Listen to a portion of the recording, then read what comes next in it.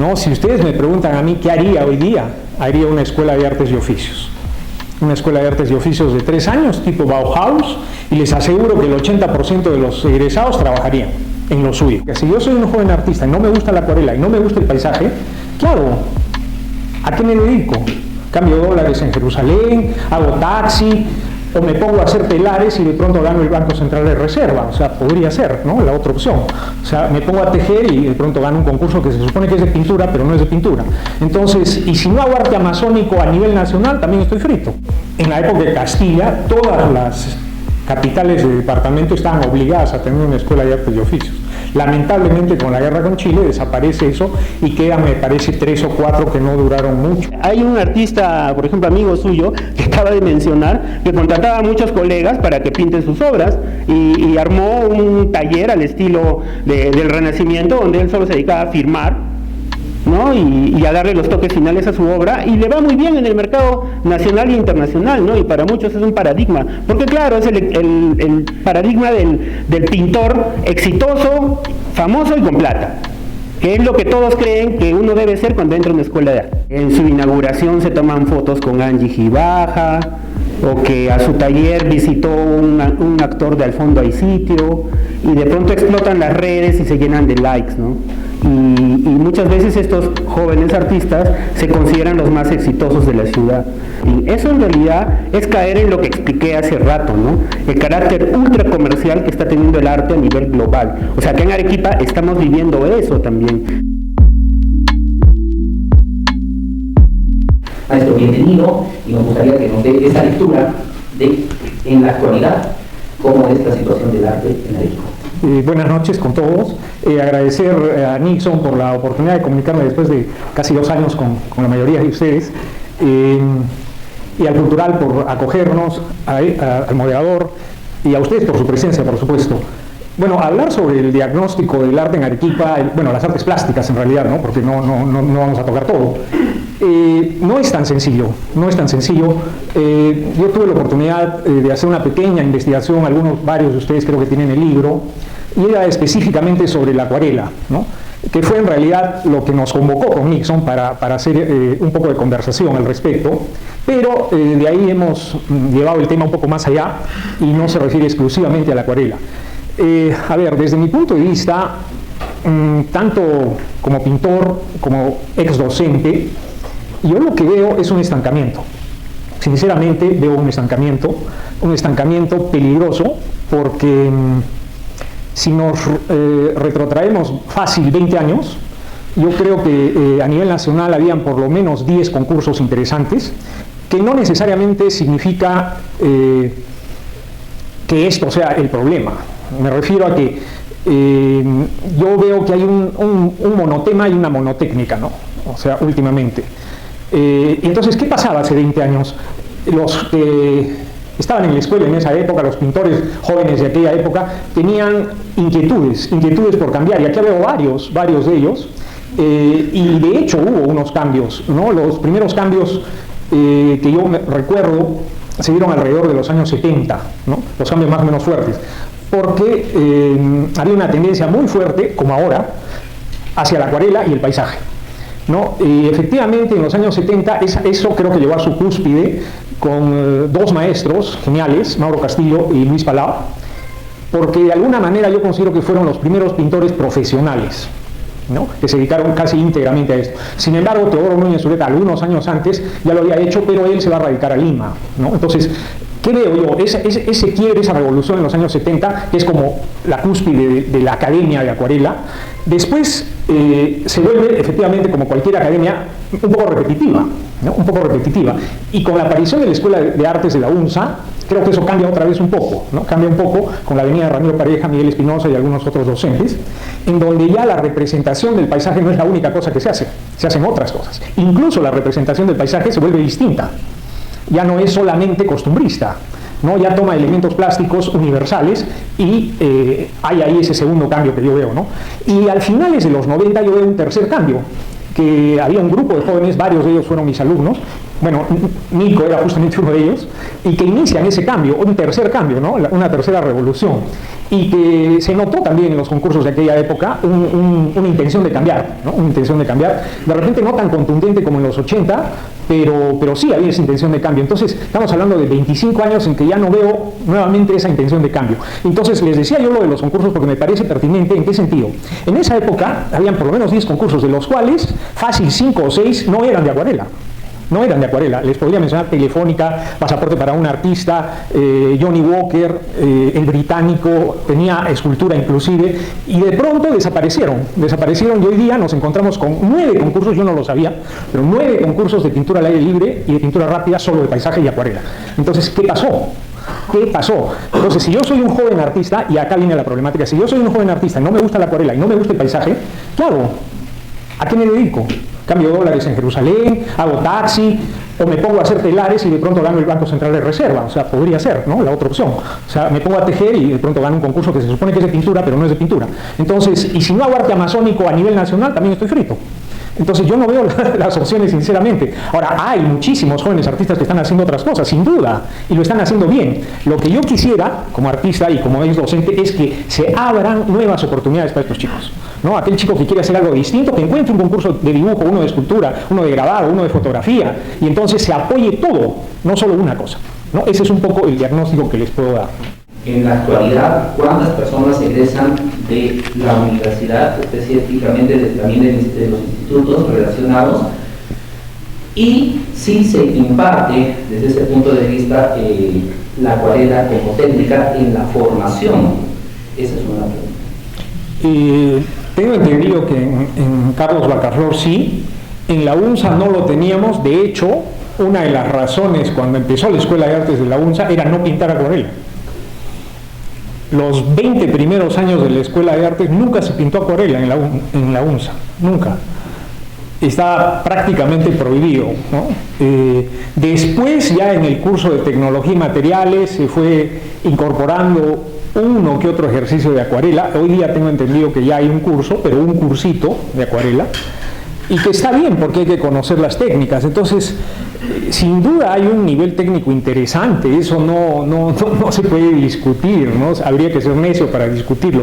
La pregunta que está en el libro, la pueden ver, es si eso es suficiente para constituir una escuela, ¿no? Como yo lo entiendo, una escuela es algo que tiene una filosofía detrás. Si hablamos del expresionismo alemán, si hablamos del surrealismo, no solo eran manifestaciones que se daban en la pintura, se daban en el cine, se daban en la literatura, se daban en la música. Entonces, yo siempre me he preguntado, y por eso salió el libro, la curiosidad del libro desde muy pequeño. Yo veía, hablaban y repetían incesantemente la escuela de pintura arequipeña, la escuela de pintura. Entonces yo me preguntaba desde muy chico, ¿por qué escuela? O sea, ¿cuáles son las características filosóficas, estéticas de una escuela, ¿no? Cuando acuarela se pinta en todo el mundo y paisajes hay en todo el mundo y hay excelentes acuarelistas en todo el mundo. Lo que puede ser cierto es que en Arequipa han habido mucha más cantidad de acuarelistas y muy buenos acuarelistas, sin duda. Eso no se discute, y hasta ahora siguen habiendo muy buenos acuarelistas, pero de ahí a constituir una escuela me parece que es un poco arriesgado ya, ¿no? Mi muy querido profesor Saúl Quispe, que además era historiador, en algún momento cuando yo ya entré a trabajar, deben haber sido 5 años o 6 de que yo entré, o sea, a mediados de los 90, él hizo una pequeña estadística, porque los egresados no eran muchísimos, entonces era fácil hacerlo. 85% de los egresados en el año 95 se dedicaban a la docencia escolar. 85% de los egresados se dedicaban a la docencia escolar. Entonces me dejó pensando el profesor Saúl, ¿no? En esto, y me dice, creo que estamos haciendo algo mal, porque si la gran mayoría de nuestros egresados se dedica a eso, algo pasa, ¿no? Algo pasa. Yo no sé las estadísticas de ahora, pero les aseguro que no deben ser muy distintas. Y muchos de ellos, obviamente, en la docencia superior. Alguna vez me lo preguntaron también, ¿para qué te dedicas a la docencia, ¿no? Y yo le contesté, porque alguien se tiene que dedicar a la ¿qué sería una escuela de arte sin profesores, ¿no? Ahora, felizmente, gracias a Dios, en el tiempo en el que yo enseñaba, los últimos 5 o 6 años realmente no, pero todos los otros prácticamente 30 años, 25 años, era posible dedicarte a la docencia y a la pintura. Hoy día, lamentablemente por la ley universitaria, yo le echo la culpa a la ley universitaria, toma muchísimo tiempo la docencia, hay que hacer informes, papeleos, reuniones, burocracia innecesaria para mí, innecesaria.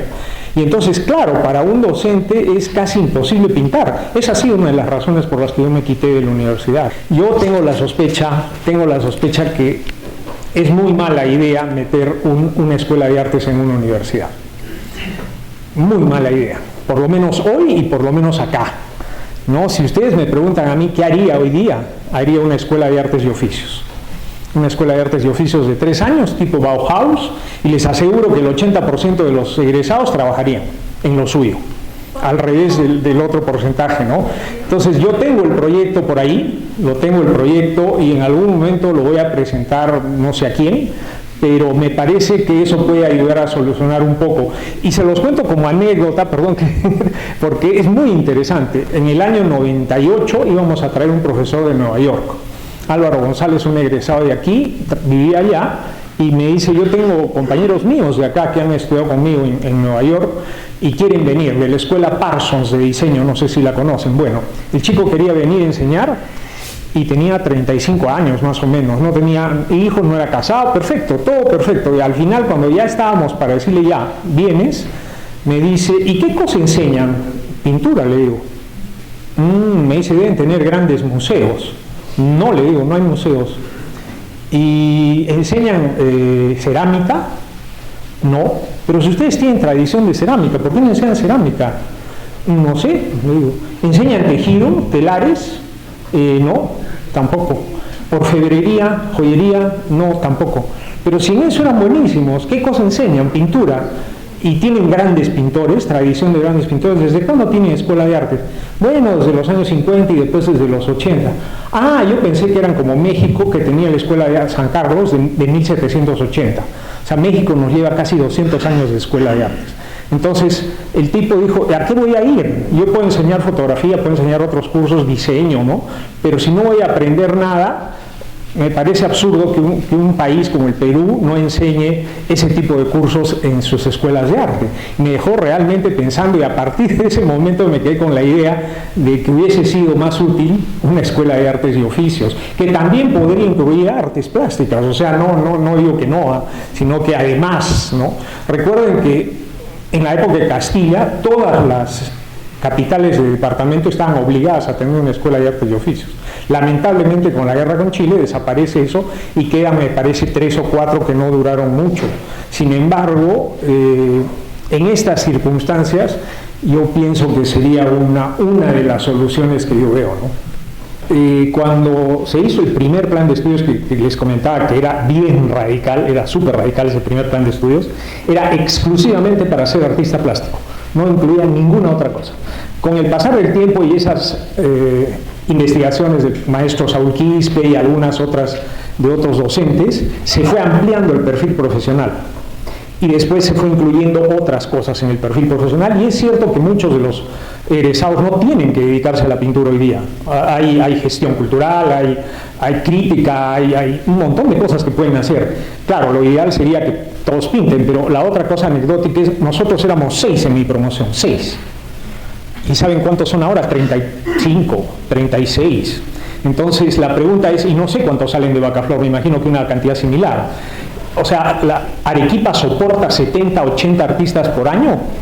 Somos un gran mercado. Arequipa no es un gran mercado, nunca fue. Y entonces la pregunta es, ¿qué hacen estos chicos? ¿Qué hacen estos chicos? Entonces, si realmente quieren tener éxito como pintores, exclusivamente como pintores, tendrían que salir.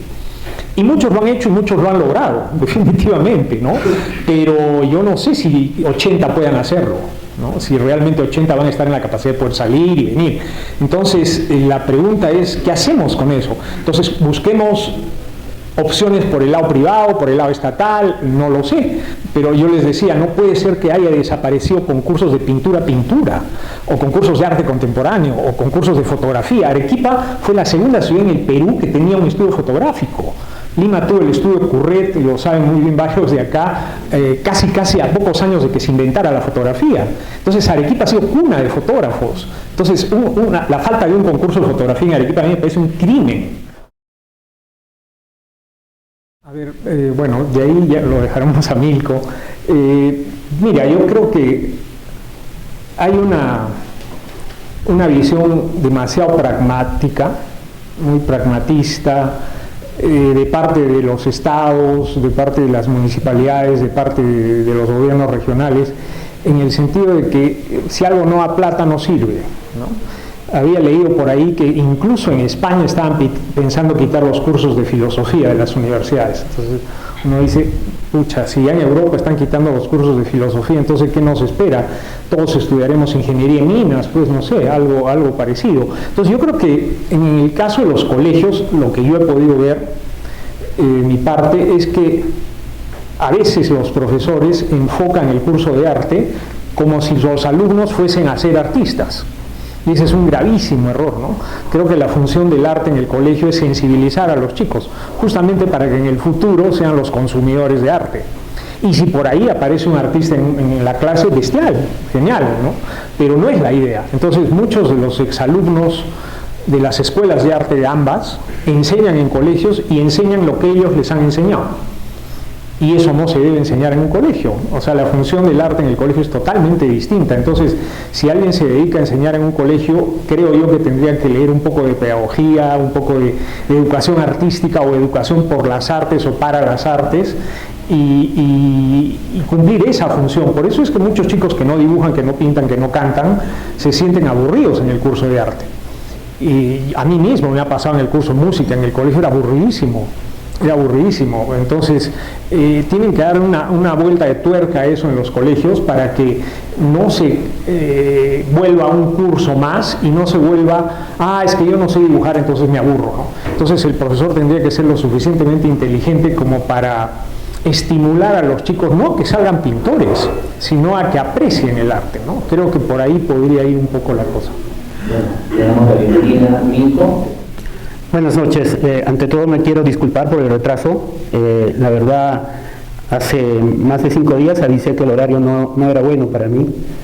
Les pedí por favor a los organizadores que se disculpen por mí porque no iba a llegar a las 6, ¿no? Y disculpen de verdad, o sea, hice todo lo posible para llegar lo antes, ¿no? Lo antes que pudiera. También me disculpo con la mesa, ¿no? por mi atraso.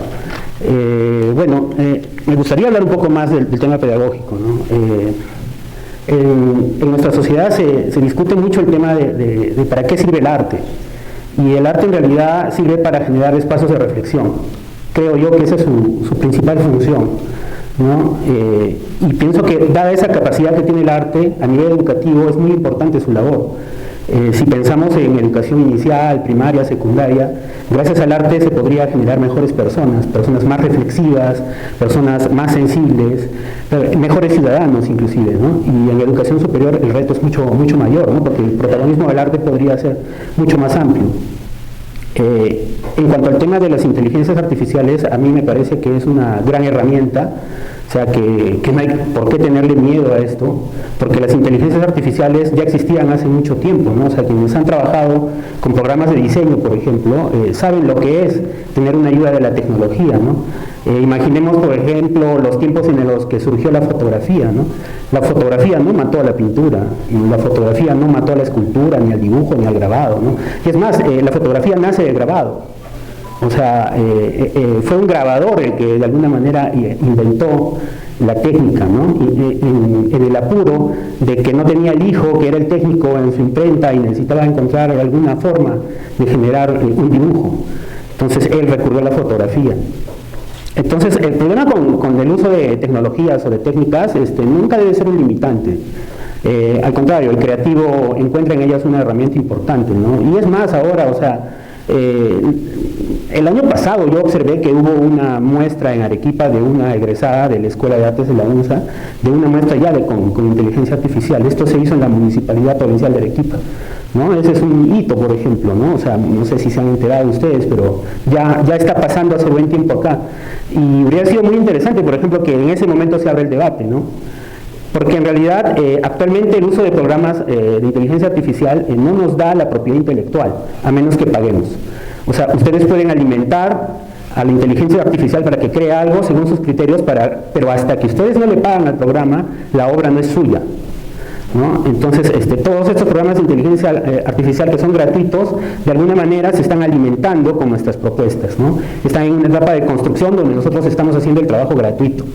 Entonces hay que debatir esos temas porque sí, pues van a haber ahí algunos temas de derechos de autor que se deben discutir, pero también es una nueva posibilidad. O sea, por ejemplo, yo me imagino, ¿no? la pedagogía, cómo va a cambiar, ¿no? O sea, yo me acuerdo tocando el tema de la acuarela, por ejemplo, ¿no? Antes se ilustraban los libros con acuarelas, ¿no? Ahora se van a ilustrar con inteligencia artificial, pues, ¿no? O ya lo vemos, ¿no? La educación que se da en redes sociales, ¿no? O sea, se utiliza mucho inteligencia artificial a nivel de audio y de imagen. Entonces, yo creo que no hay que tenerle miedo a eso, y al contrario, hay que ponerse al día, ¿no? Y trabajar con estas nuevas herramientas. Y sobre todo pensando en el tema que el arte tiene la capacidad de transformar la sociedad, ¿no? O sea, que el arte tiene la capacidad de generar cambio. Entonces, eso es lo que realmente deberíamos aprovechar más, ¿no? Sea cual sea la técnica que se use para crear arte, ¿no? Sea, no sé, una acuarela, una inteligencia artificial, una performance, un video, una fotografía. O sea, todas esas formas tienen la capacidad de generar espacios de reflexión. Y esos espacios de reflexión generan un cambio en cada individuo, ¿no? Y cuando el individuo comenta sobre las ideas que encuentra en este fenómeno artístico, es que se genera un cambio social, ¿no? Entonces, por ahí creo que hay una gran oportunidad. Es bien gracioso, ¿no? Porque pienso que el único lugar donde se convence a la gente de que pueden ser artistas, o que todos podemos ser artistas, son las escuelas de arte, ¿no? Es el lugar donde de alguna manera se le estafa a todos, vendiéndoles la idea de que van a ingresar ahí y los van a tocar con una varita mágica, y que quien haga sus tareas ya está, va a ser artista, ¿no? Eso para mí me parece el más grande engaño, y no solo sucede en Arequipa, sucede en todas partes. No basta, porque para ser artista y para hacer arte no solo es necesario hacer la tarea y ser aplicado y todo eso, no. Hay artistas que nacen con virtudes, ¿no? O sea, hay artistas natos, también hay artistas que se hacen y que encuentran su camino sin tener las virtudes que se necesita para ser, por ejemplo, artista plástico, ¿no? Entonces, esto tiene que ver más con el desarrollo de la sensibilidad y la creatividad. O sea, creo que la educación a través del arte en nivel primario o secundario o incluso inicial tiene que ver con eso, ¿no? Con la formación de esas capacidades. No capacidades artísticas, ya lo dijo Ricardo, o sea, no se trata de formar capacidades artísticas en un joven o en un niño, no, esa no debe ser la prioridad. Yo conozco muchos artistas que no eran grandes dibujantes o grandes pintores en el colegio, y muy por el contrario, tengo muchos compañeros que entraron a la universidad siendo virtuosísimos, brillantes, ¿no? Y al final no lo hicieron como artistas, ¿no? Entonces, yo creo que esto del virtuosismo se tiene que ir modulando, ¿no? O sea, no necesariamente un chico que dibuje y pinte bien en secundaria va a ser un gran artista, porque además solo se trata de que tengan un tipo de inteligencia, ¿no? En este caso la inteligencia espacial. Por ejemplo, podrían ser grandes navegantes, o podrían ser arquitectos, ¿no? O dedicarse a alguna carrera que implique el tener esa inteligencia, ¿no? Entonces, no siempre debemos formar niños o jóvenes para que sean artistas, si es que vemos virtudes en ellos, y mucho más si es que hablamos de educación superior. O sea, en las escuelas de arte se piensa de que todos van a hacer carrera artística, y la verdad para mí eso es un gran engaño, ¿no? Porque en la carrera de artes, acá y en la China, es muy competitiva. Y quizás ese es uno de los más grandes errores de esta carrera, ¿no? Que está basada en la competencia. Y dado que existe un comportamiento ultra competitivo, no hay oportunidades para todos. Pero yo creo que en las escuelas de arte se debería formar profesionales en varias áreas, ¿no? Por ejemplo, uno puede estudiar arte con la intención de convertirse en galerista, en gestor cultural, en educador, ¿no? Uno puede estudiar artes visuales y quizás ve que no tiene las virtudes manuales para ser artista plástico y puede desempeñarse en el cine, en la fotografía, ¿no? En las artes escénicas inclusive. Entonces, la formación de capacidades manuales no debe confundirse con la formación artística. Ahí sí, hay bastante... Sí, yo ahí sí discrepo un poco con Milko. De hecho, hemos conversado con él muchísimas veces antes, hasta hemos cambiado música, libros, en fin.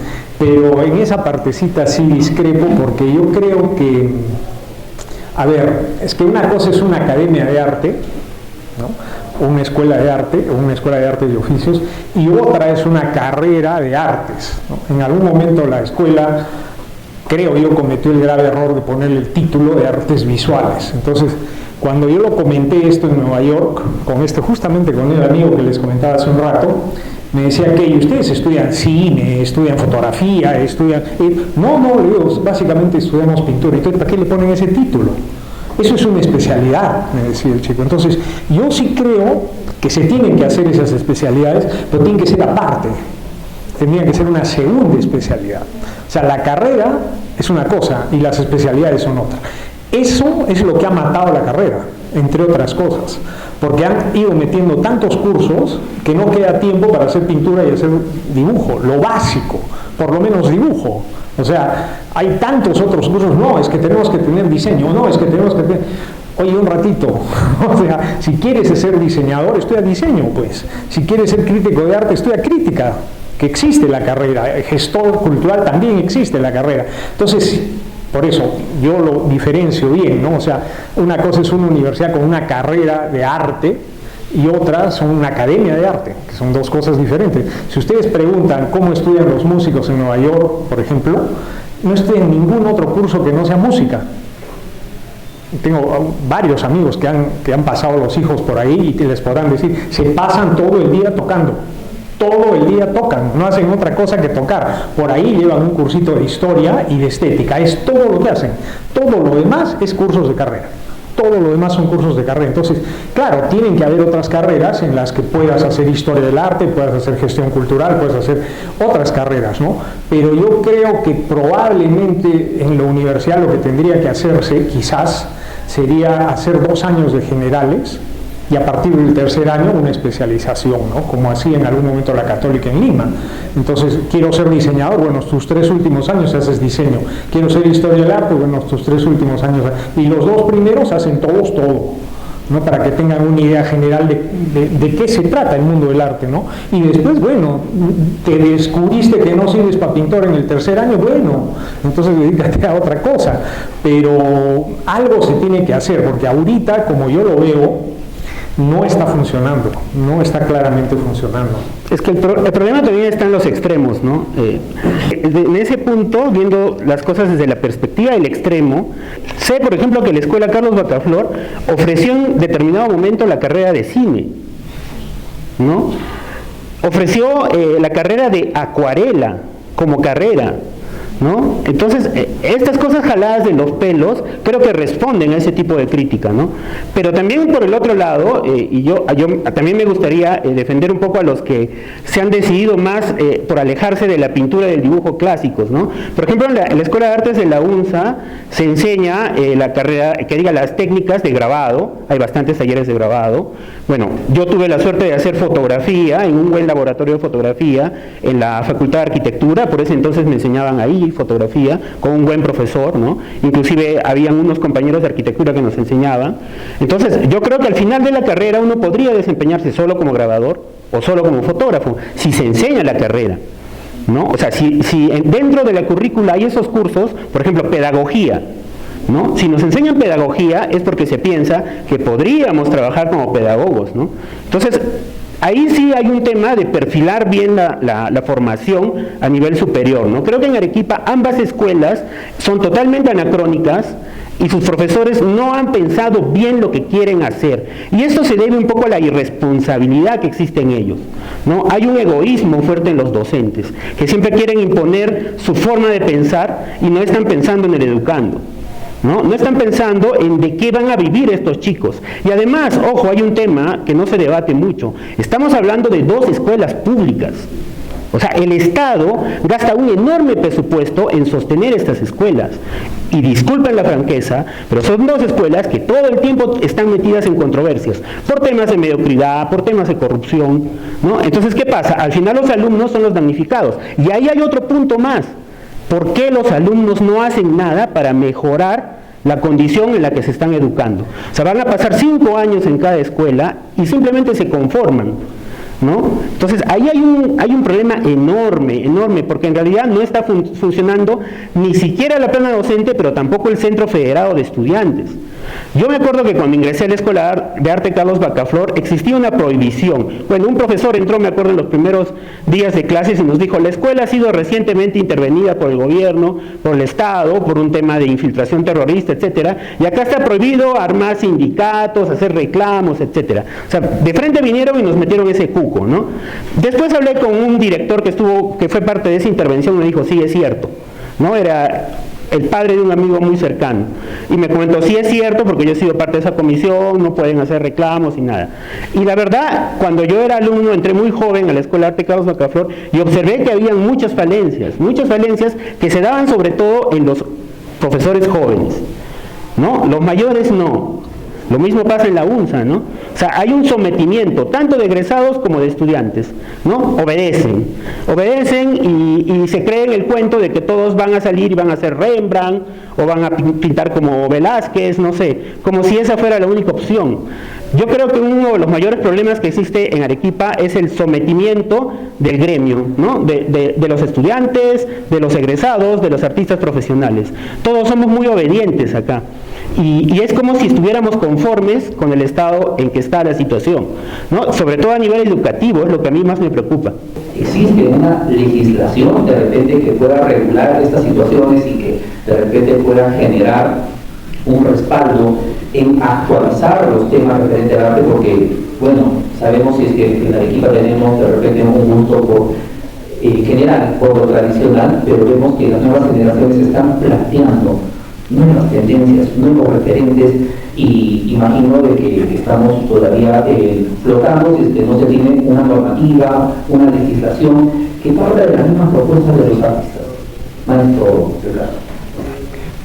Mira, en este tema yo te voy a ser bien sincero, que un día pienso blanco y al otro día pienso negro. La verdad que no lo tengo muy claro, y te explico por qué, ¿no? Hace unos días leí una frase del maestro Polanco, del pintor Polanco, limeño, y decía: hoy día ser de vanguardia es hacer pintura tradicional.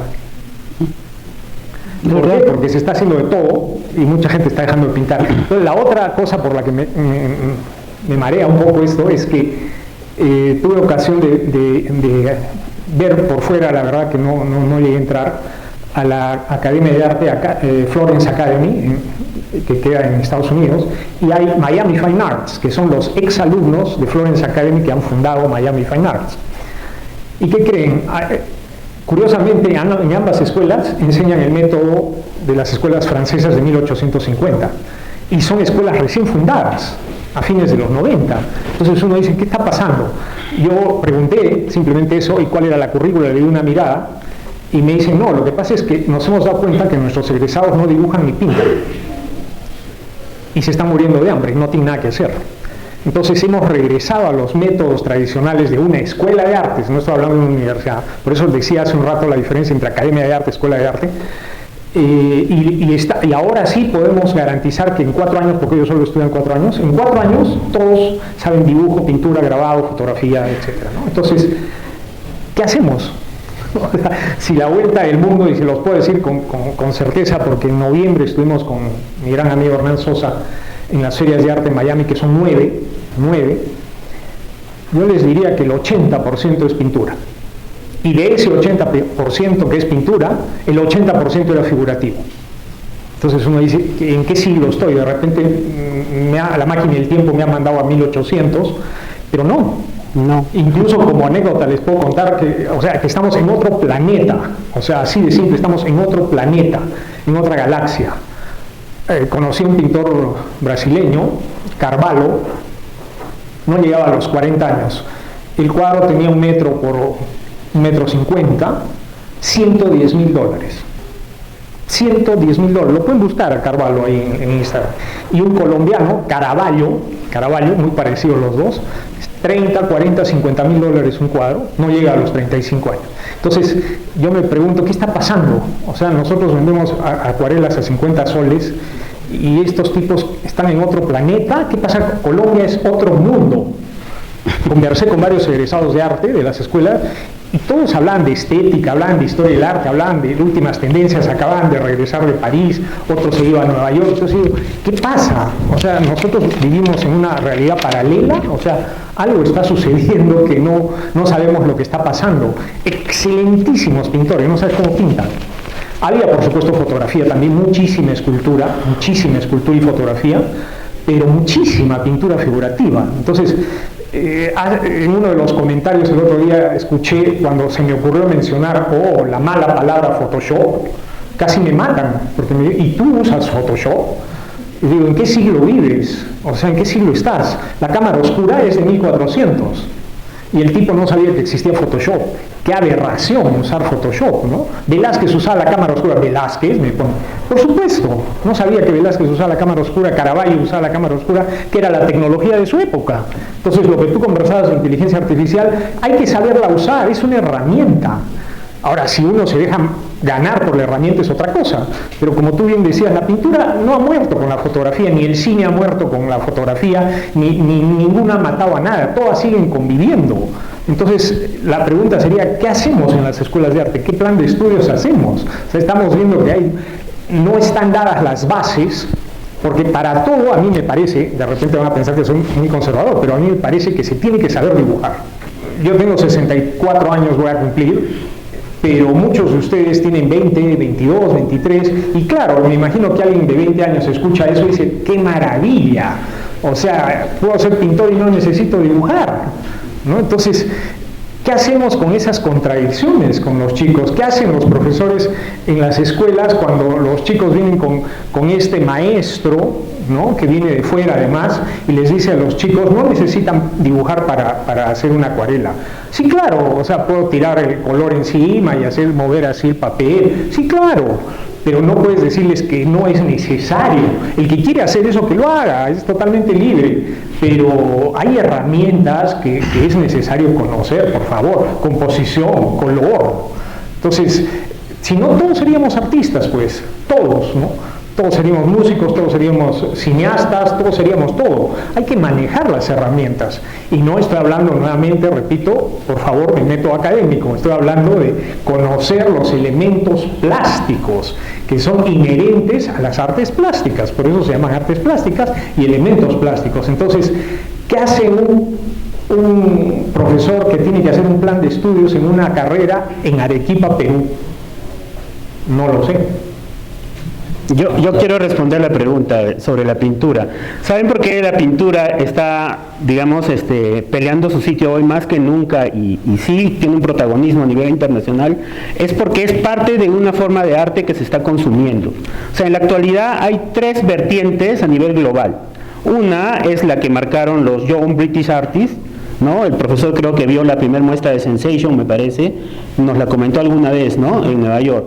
Claro, los Young British Artists armaron una corriente, ¿no?, que tiene que ver mucho con esto que conocemos como la burbuja del arte, la especulación económica, el globalismo, cómo el capitalismo maneja el arte, ¿no? Grandes artistas de esta corriente, Jeff Koons, Damien Hirst, ¿no? Ellos han marcado una especie de pauta que ahora se conoce como el estilo internacional, ¿no? Donde hay un perfil snob, digamos, de lo que vendría a ser el arte, ¿no? Grandilocuente, ostentoso, ¿no? Gente que se pone a hacer obras de arte con diamantes, ¿no? Y que muy probablemente eso ya esté vendido, o si no se vende hay algún negocio raro por debajo.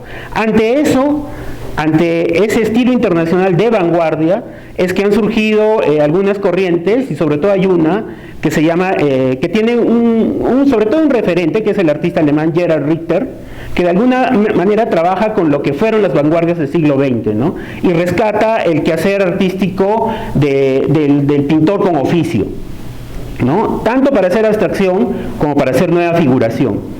¿no? A partir de la figura de Gerhard Richter y de otros artistas alemanes como Arnulf Rainer o Gottfried Hellwein, es que se ha regresado un poco a la pintura, pero ya combinándola con el uso de, por ejemplo, proyecciones, pintar encima de impresiones, ¿no? O pintar encima de fotografías, hacer nuevas formas de expresionismo inclusive. Esto es esta corriente es la que ha logrado un revival de la pintura en todo sentido, ¿no? Entonces sí, justo este es un momento en que la pintura complaciente, contemplativa, tiene un gran mercado, porque como respuesta al estilo internacional de vanguardia, este estilo snob, del que se queja tanto Evelina Lesper, por ejemplo, se confunde como que todo el arte contemporáneo es una porquería. Y la respuesta a eso, ¿qué ha sido? Que hay un gran mercado conservador que busca pintura, ¿no? Pintura de calidad, pintura expresionista, pintura experimental, ¿no? Pero es pintura, ¿no? Entonces sí hay un rebrote, ¿no? de pintores y de mercado para los pintores, pero el estilo de estos pintores no es un estilo totalmente conectado con el quehacer artístico, responde más a lo que pasa en las ferias justamente, o sea, está enfocado en vender, en hacer negocio, ¿no? O sea, grandes galeristas, grandes coleccionistas quieren hacer negocios con este tipo de pintura. Y pasa lo mismo con el arte de estilo internacional, también sirve para hacer plata. O sea, ¿qué pasa? O sea, es que el arte en realidad se ha convertido en una simple mercancía y está perdiendo justamente su capacidad de generar espacios de reflexión.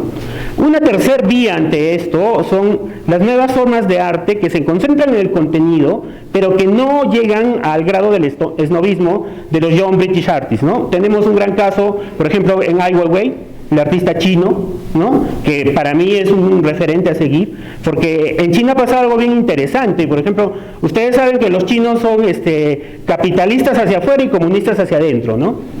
Son vanguardistas hacia afuera y conservadores hacia adentro. Algo así pasa en su arte, ¿no? Ellos cuidan mucho su tradición, cuidan mucho el oficio, por ejemplo, algo que el profesor Córdoba siempre nos ha hablado, ¿no? El oficio del artista plástico, etcétera. Bueno, en China son ultra tradicionalistas, ¿no? Y tienen muy buenos artistas plásticos, pero también tienen muy buenos artistas conceptuales. Incluso todos los disidentes del arte chino han sido un éxito afuera, al grado de que muchos de ellos ya no pintan, ya no esculpen sus obras, ¿no? Contratan a los millones de artistas chinos que son grandes maestros en el oficio y ellos son los que producen su obra. Entonces ahí tenemos una tercera vía que creo que también deberíamos considerar en este debate y en nuestro día a día, porque este caso ya se da en Perú, ¿no? O sea, en Arequipa, ¿no? Hay un artista, por ejemplo, amigo suyo, que acaba de mencionar, que contrataba a muchos colegas para que pinten sus obras y armó un taller al estilo del Renacimiento, donde él solo se dedicaba a firmar, ¿no? Y a darle los toques finales a su obra, y le va muy bien en el mercado nacional e internacional, ¿no? Y para muchos es un paradigma, porque claro, es el paradigma del pintor exitoso, famoso y con plata, que es lo que todos creen que uno debe ser cuando entra a una escuela de arte, ¿no? Entonces hay que tomar conciencia un poco de esto, ¿no? O sea, de cómo nos influye el mercado y el consumo, porque uno nunca debe hacer arte pensando en vender. Creo que esa es la principal falencia del arte contemporáneo hoy, ¿no? Hoy en día estamos muy enfocados en este tema mercantil. Hablamos desde los monstruos gigantescos que están metidos en este rollo de la burbuja del arte que nunca se acaba, hasta el simple acuarelista que hoy día produce 10 acuarelas al día y las vende a 20 soles. Los dos están atrapados en la misma realidad, ¿no? Entonces lo que tenemos que pensar es salir de eso. Bueno, si me permite, solo para aclarar algunos aspectos que no pueden quedar de ningún modo en el aire, ¿sí? Todavía no has pasado a las preguntas, deberías ser respetuoso. Perdón, estoy hablando.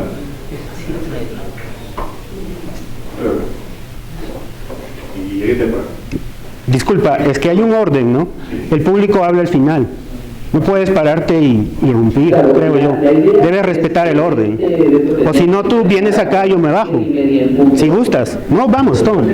Yo te doy el micro, pero si quieres hablar... Si puedo preguntar... No, súbete ahí. Yo me siento en tu sitio. Tú eres el invitado, tú eres el importante. la brevedad del caso. Permítame. ¿Por qué creen que puso un plata, que es diagnóstico de las artes entonces salgan y las delincan, ¿sí? Son una desgracia. Vamos a darle de repente la oportunidad para un par de personas más para que tengan que hacer preguntas puntuales. Por favor, si me ayuda, Nixon. Y la respuesta breve, por favor, porque ya el tiempo nos está felicitándolos y por favor convoquen a otro, pero con una agenda biográfica. Es interesante esto que nos mencionan sobre de qué viven los artistas arequipeños, ¿no? O sea, o cómo podrían encontrar una fuente de trabajo, o cómo conseguir sus recursos para, no sé, vivir como cualquier profesional, ¿no? Aspirar a tener calidad de vida. Creo que esa es una gran pregunta, ¿no? Pienso que no hay que confundir esto de los artistas jóvenes que están trabajando actualmente en redes, ¿no? Porque ¿de qué tipo de éxito hablamos, no? Por ejemplo, últimamente yo he visto artistas que en su inauguración se toman fotos con Angie Gibaja, o que a su taller visitó un actor de Al fondo hay sitio, y de pronto explotan las redes y se llenan de likes, ¿no? Y muchas veces estos jóvenes artistas se consideran los más exitosos de la ciudad. Y yo escucho que muchos lo siguen y que hablan de que ya trabajaron su marca y el marketing. Eso en realidad es caer en lo que expliqué hace rato, ¿no? El carácter ultra comercial que está teniendo el arte a nivel global. O sea, que en Arequipa estamos viviendo eso también. Y eso tiene que ver con el libro que escribió Guy Debord, ¿no? Que es La Sociedad del Espectáculo. O sea, que todo se ha vuelto un show, ¿no? Es por eso que cada vez más tenemos artistas que hacen sus workshops o sus live streams pintando, claro, ¿no? Acuarela o el estilo de Bob Ross, ¿no? Te enseñan a hacer como un paisaje en 15 minutos, ¿no? Y eso se considera lo máximo, ¿no? Artista de éxito, miles de likes. Y creo que eso no, el éxito realmente ahora es bien relativo. O sea, yo sé que hay artistas arequipeños que venden muy bien su trabajo afuera, son pocos, eso sí hay que decirlo claramente, no todos van a llegar ahí, pero también sé que hay artistas que, por ejemplo, al día pintan como máquinas, cientos de acuarelas, y tienen un mercado interno, porque acá hay bastante turismo, y algunos inclusive llevan su trabajo al Cusco, ¿no? O sea, esa es otra forma, pero igual sigue estando el tema del mercantilismo, o sea, la plata. Todo el tiempo es vender, vender. Bueno, algunos dicen, no seré famoso, pero voy a tener dinero. Se dedican a hacer bodegones hermosos, no sé, algunos se especializan en figura humana, vienen los marchands y se llevan pintura por kilos o por toneladas, porque Arequipa, sí, en las dos escuelas hay buena formación en cuanto a capacidad pictórica. O sea, hay bastantes personas con mano, ¿no? Pasa lo mismo en Trujillo, tampoco piensen que esto solo pasa en Arequipa. En Trujillo también hay muy buenos pintores y lo hacen bien comercialmente. El problema es que no hay espacio para todos. O sea, todos no van a poder vivir de esa forma de comerciar arte. Entonces yo creo que ahí hay un tema que tiene que ver también con la formación. O sea, en este momento el arte a nivel global ocupa otros espacios más allá de la esfera pública o comercial. O sea, más allá de lo que sucede en bienales, ferias, galerías de arte, circuitos comerciales, donde abundan los artistas con ansias de tener fama y fortuna, hay otras formas y hay otros roles que cumple el arte en las sociedades contemporáneas. Por ejemplo, el arte para la transformación social. ¿No? O sea, yo creo que en las dos escuelas se debería pensar en formar profesionales en ese campo. Yo les pongo un ejemplo que es el mío. O sea, yo la verdad he desarrollado durante muchos años un tipo de arte político, social, que cada vez más se ha alejado del mercado interno, digamos, ¿no? Sobre todo el mercado arequipeño. Entonces, yo he visto una opción laboral para poder vivir de esto, realizando investigaciones sobre arte para la transformación social y capacitándome como gestor cultural comunitario. Y eso para mí y para muchas personas que trabajan conmigo ha sido una gran opción y no dejo de ser artista por eso. Y es más, los recursos que consigo trabajando para la comunidad, desde la comunidad y con la comunidad, me sirven para subsistir, para tener mis recursos y también para hacer mi propio arte, que cada vez quizás es más conceptual o más picante o le gusta menos al establishment local.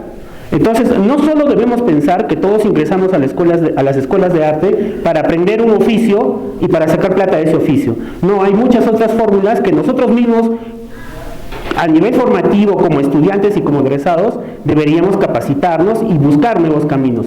No hay espacio para todos en el rubro pintor académico o pintor tradicional.